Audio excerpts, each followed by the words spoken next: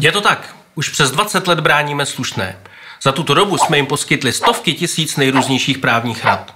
Kvalitní a hlavně včasná právní rada totiž pomůže předcházet vleklým problémům a ušetřit spoustu energie. Proto jsme vytvořili nový produkt, který pomáhá našim klientům předcházet problémům.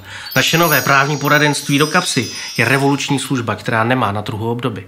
Nabízí rady prověřeného právníka 24 hodin denně, 7 dní v týdnu. Náš klient se může poradit ohledně téměř libovolného právního problému ze svého soukromého života, na který se vztahuje české právo. Jedná se například o situace, kdy dostane neoprávněnou výpověď, nebo reklamuje zboží a prodavač ho odmítne, nebo dostane pokutu za něco, co nespáchal. V takových situacích je kvalitní právní rada nad zlato. A přesně to naše nová služba řeší. Klient za velmi přiměřenou roční platbu může telefonicky nebo e-mailem požádat o neomezený počet právních rad. A stejnou možnost mají ostatní členové jeho domácnosti. Pokud se jedná o dotazy v rámci českého práva, představuje právní poradenství do kapsy ucelené a hlavně dostupné řešení. Právní poradenství do kapsy se sjednává na standardních formulářích a nevyžaduje žádné zvláštní úkony navíc. Takže zase o něco lépe můžeme bránit slušné. DAS.